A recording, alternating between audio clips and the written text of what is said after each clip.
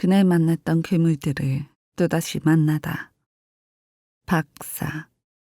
신바트의 대모험 호랑이 눈깔.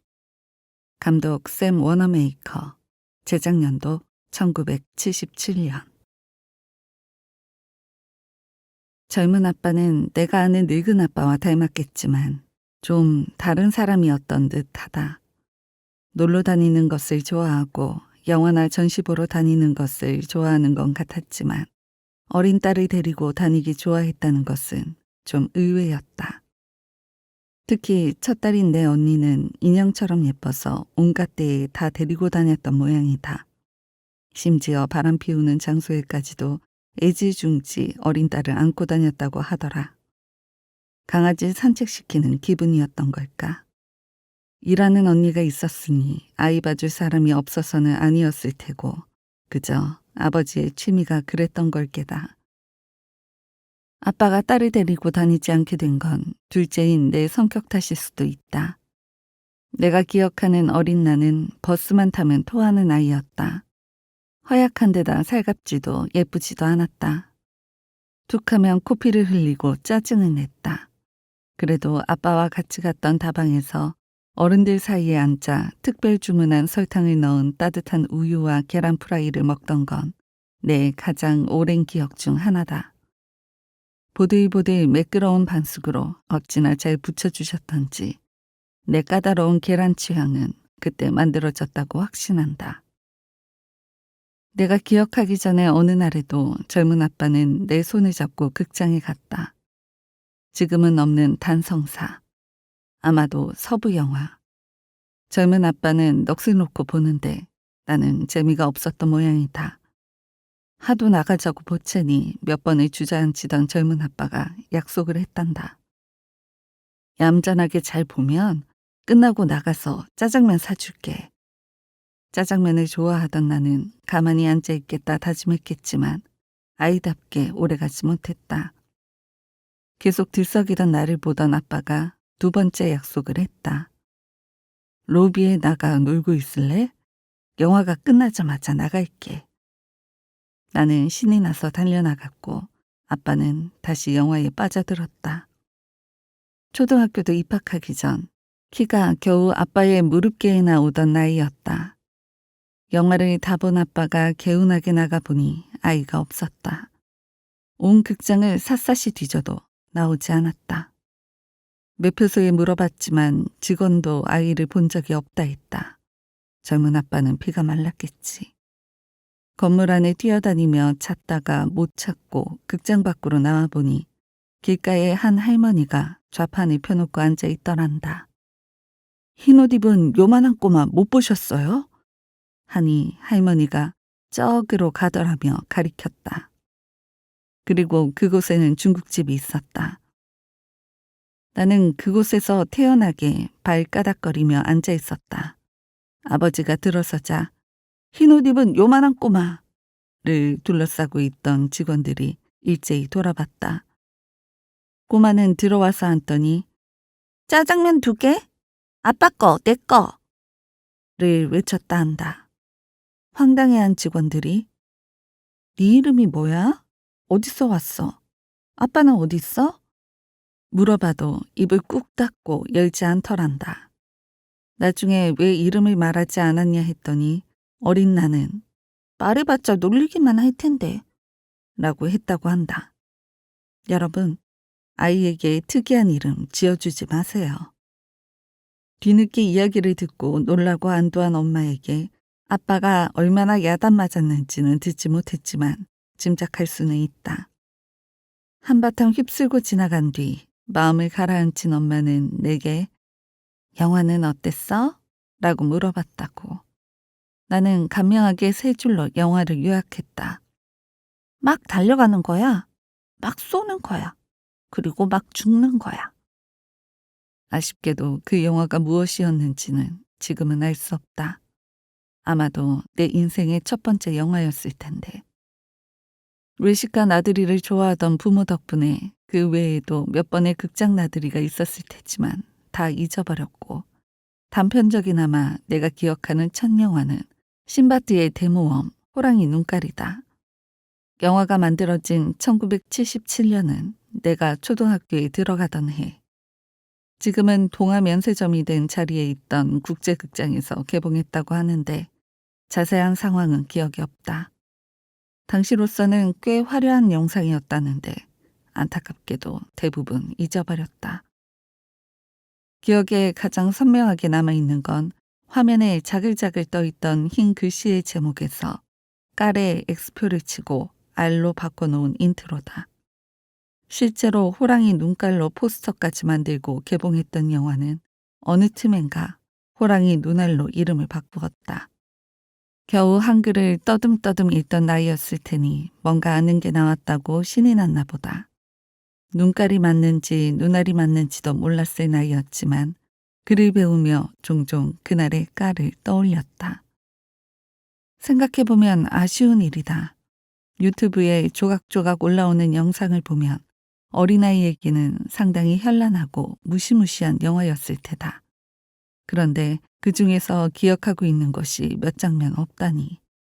묘술 같은 장면 한두 개를 제외하고는 까마득하게 잊었다.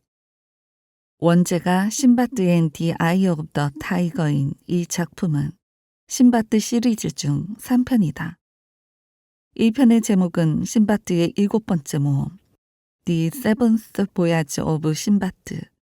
1958년에 개봉된 영화로 네이던 유란이 감독을 맡고 캐스린 그랜트, 리차드 아이어 등이 출연했다고 한다.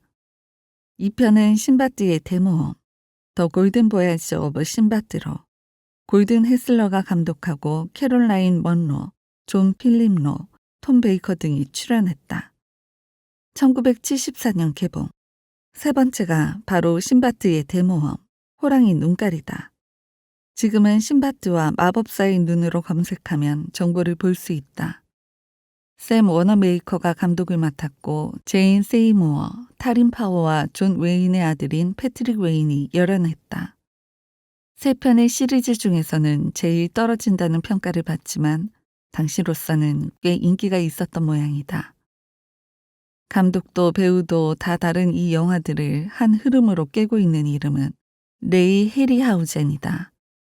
스톱모션 애니메이션의 대가인 그는 특수효과의 전설적인 인물로 컴퓨터 그래픽이 등장하기 이전의 특수효과를 대표했다. 그는 다이나메이션의 창시자이기도 하다. 다이나메이션은 실사의 연기와 스톱모션 애니메이션을 합성한 촬영 기법으로 신바드 시리즈가 바로 그 방법으로 만들어졌다. 지금 보면 유치한 면이 없지 않지만 실제 배우와 스톱모션 애니메이션으로 만든 괴수가 어우러져 싸우는 장면을 보면 상당히 실감난다. 신바드 시리즈의 첫 번째 작품인 신바드의 7번째 모험은 해리 하우전이 참여한 첫 번째 컬러 영화이기도 하다. 그가 참여했던 영화들은 감독이나 배우보다 그의 이름을 더 내세웠다고 한다. 관객들이 무엇을 기대하는지 정확하게 파악했던 것이다. 1920년 미국 로스앤젤레스에서 태어난 그는 40여 년간 17개의 작품을 남겼다. 신바드 시리즈는 그의 대표작으로 보기는 어렵지만 다양한 괴수 캐릭터가 등장하여 그를 설명하는 데 빠지지 않는 영화가 되었다. 조지 루카스, 스티븐 스필버그, 피터 잭슨, 팀 버튼 등 많은 감독과 제작자들에게 큰 영향을 끼쳤다고. 후대의 영화에서 그가 만들어낸 장면이 오마주되고 있다니 그 명성을 짐작할 수 있겠다. 다행히도 영화의 정보를 찾으면서 내 기억도 조금씩 돌아왔다. 영화가 개봉하던 당시의 포스터를 보면 가장 중앙, 호랑이의 무시무시한 얼굴 아래 자리 잡고 있는 것은 신바드도 공주도 아니고 악역인 마녀 제노비아다. 제노비아는 보란듯이 한쪽 다리를 내밀고 있는데 치맛자락 아래 보이는 것은 발이 아니라 발톱이 날카로운 새의 다리다. 그의 한쪽 발이 새의 다리가 된 것은 사연이 있다. 신바드 일행을 염탐하기 위해 흑마술을 써 새로 변신한 제노비아는 그들의 배에 침입하는데 그만 붙잡히고 만다. 간신히 탈출한 제노비아는 다시 본래의 모습으로 돌아오려 하는데 그 과정에서 한쪽 다리만 새의 형상으로 남게 된 것이다. 그 장면에서 내 기억은 번쩍 눈을 떴다. 맞아. 그것 때문에 한동안 악몽을 꿨잖아. 스토리는 이렇다. 우리의 주인공 신바트는 파라공주와 사랑에 빠진다. 결혼 승낙을 받기 위해 차락 왕국으로 갔다가 파라공주의 오빠인 카심이 왕으로 즉위하기 직전 사악한 새엄마 제노비아의 마법에 걸렸다는 것을 알게 된다. 신바트는 마법을 푸는 방법을 찾기 위해 그리스의 현자 멜란티우스를 만나러 파라공주와 일행들과 먼 여행을 떠난다. 함께 동행한 원숭이 비비는 마법에 걸린 카심 왕자다. 이들과 현자 멜란티우스와 그의 딸 디오는 세상의 북쪽 끝 마법의 광선만이 왕자를 구할 수 있다며 함께 북으로 향한다. 그 사이에 제노비아와 그의 아들도 청동 오토메이션인 미노톤에게 생명을 불어넣어 대동하고 신바트 일행을 뒤쫓아간다.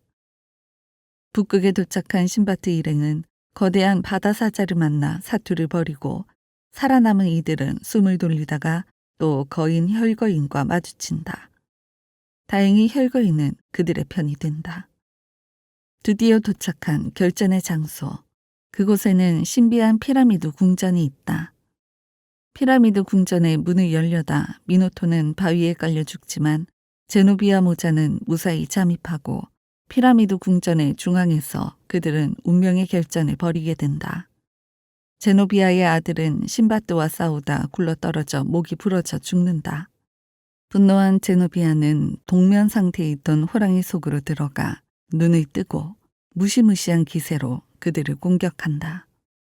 혈거인은 호랑이를 막다가 결국 죽고 호랑이 또한 신바트 일행의 공격으로 죽게 된다. 마법은 풀리고 카심은 왕이 되고 신바트와 파라공주는 이루어진다.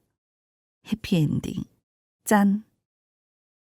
스포일러 걱정을 할 필요가 없을 정도로 뻔한 스토리지만 이 영화가 주 관객인 아이들의 흥분을 불러일으켰던 건 미녀들의 아슬아슬한 옷이나 진한 사랑 이야기가 아니라 다양한 괴물과의 싸움이었다.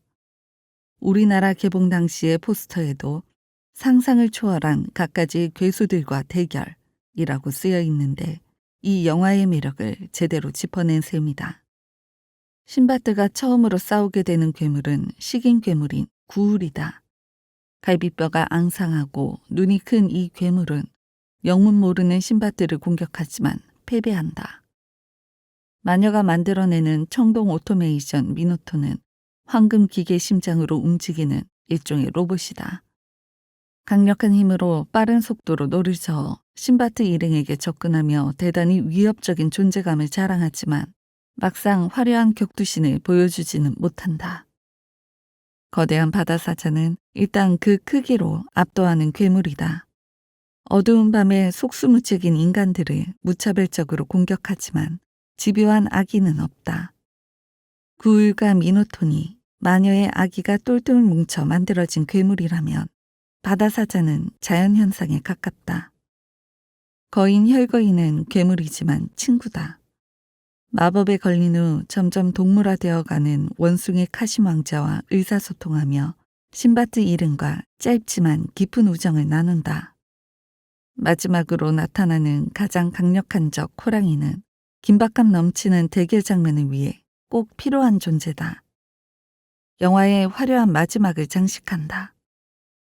크기도 싸우는 방법도 형태도 다 다른 이 괴물들을 만들어내는 과정을 보는 것만큼이나 재미있지 않았을까. 오랜 시간이 지난 지금 다시 영화를 보며 위협적인 몸짓, 풍부한 표정, 섬세한 손짓을 한 땀 한 땀 만들어내어 생명 없는 인형에게 살아있다는 느낌을 주는 스톱모션 애니메이션을 새삼스럽게 경이로워한다. 괴물들뿐 아니라 주요 캐릭터 중 하나인 원숭이 카심도 스톱모션 애니메이션으로 만들었다. 어렸을 때는 별 생각 없이 흥분해서 보았겠지만 나이가 들고 오랜 시간이 지난 뒤에 보니 제작 과정에 더 많이 눈이 간다. 까맣게 잊고 있었지만 다양하고도 전형적인 괴물들이 등장하는 이 영화는 내가 가지고 있는 괴물에 대한 이미지의 원형을 간직하고 있었다. 이후에 내가 책과 영화에서 보게 된 괴물들과 이 영화에 나온 괴물들은 이미지가 대부분 비슷했는데 비슷한 상상력에서 출발한 탓도 있겠지만 아마도 이 영화로 갖게 된 강렬한 인상이 이후의 괴물들을 상상하는데 토대가 되었기 때문일 것이다. 오히려 그 때문에 이 영화는 기억 속에서 사라졌던 것이 아닐까. 계속해서 덧칠된 그림의 밑바닥에 깔려있는 최초의 스케치처럼. 이 영화에 등장하는 다양한 괴물들 중에서 제노비아의 새 다리가 흐릿한 기억 속에 도드라지게 남았던 건 이후 다른 영화나 책에서 보지 못할 신선한 이미지였기 때문이리라. 포스터를 만드는 사람도 그것을 알았던 게 아닐까 싶다. 별다른 역할도 없는 새 다리를 그림의 중앙에 배치한 것을 보면 그럼에도 불구하고 각각의 괴물들은 나름대로의 매력을 가진다. 짜장면이나 계란 프라이가 다 다른 맛을 지닌 것처럼. 어린아이가 좋아하는 음식이라는 공통점 아래 갖가지 개성을 보여주지 않는가. 그렇듯이 이리도 자신의 고유 명사의 몫을 해낸다. 악은 필멸할 것이며 우리 편은 반드시 이길 것이라는 것을 알고 있어도 모든 모험은 흥미진진하다. 그러니 자신만의 이름을 가질 수 있는 것이다. 호랑이 눈깔이라는 인상적인 이름을.